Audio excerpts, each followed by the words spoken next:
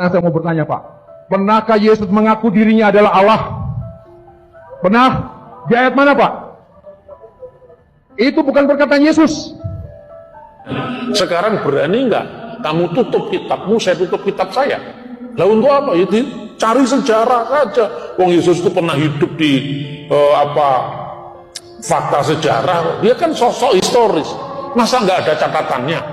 Ayo sekarang berani nggak saya tutup Alkitab saya? Kamu tutup juga kitab. Di luar orang kan Yesus nggak disalib. Lah anehnya, yang mengatakan Yesus nggak disalib itu lebih pede ketimbang yang mengatakan setiap minggu kita mengatakan yang disalibkan pada masa pemerintahan Pontius Pilatus.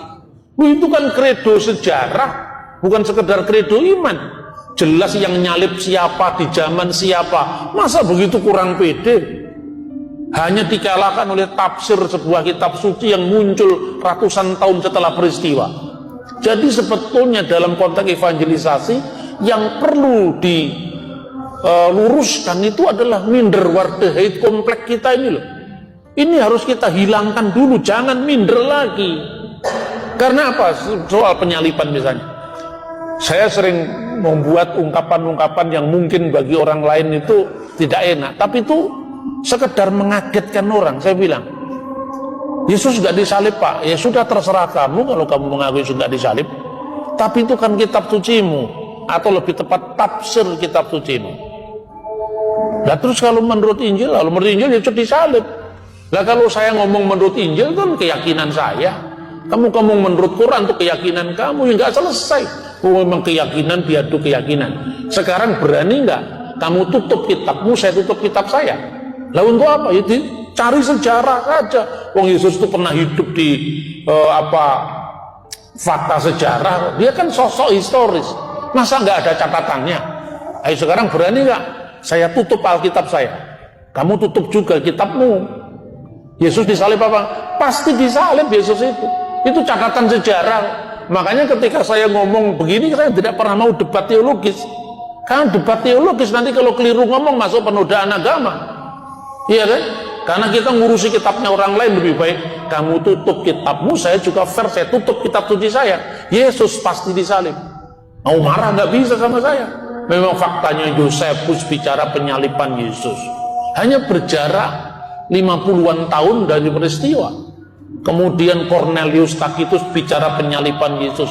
Itu seorang senator Roma dan ahli hukum Roma. Yesus disalib. Nah yang seperti ini sudah. Jadi ada banyak hal yang menurut saya dalam agenda evangelisasi itu paradigma kita harus kita ubah. Yang pertama, kita jangan minder.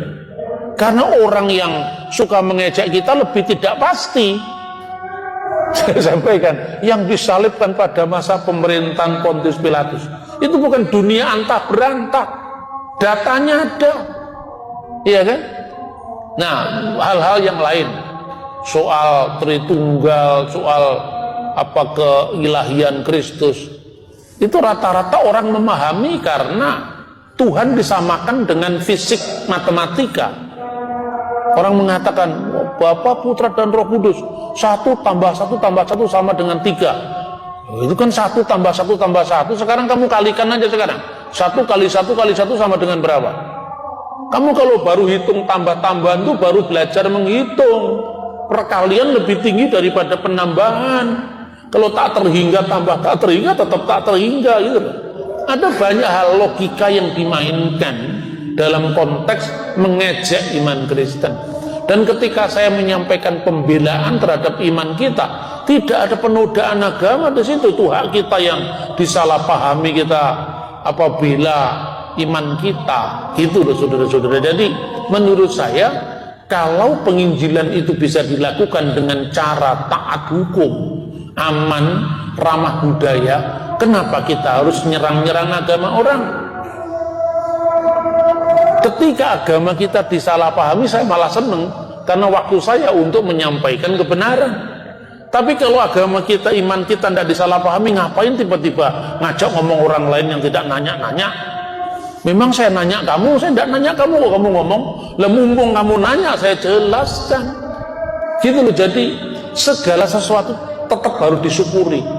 Termasuk saya sakit di sini itu pemegang rekor terlama saya datang ke wilayah sesama Indonesia kan. Ini bayangkan saya di rumah sakit 5 hari, setelah itu disuruh istirahat 2 minggu lagi. Itu terlama itu. Tapi ya enggak apa-apa, sekalipun kadang-kadang ya rindu rumah.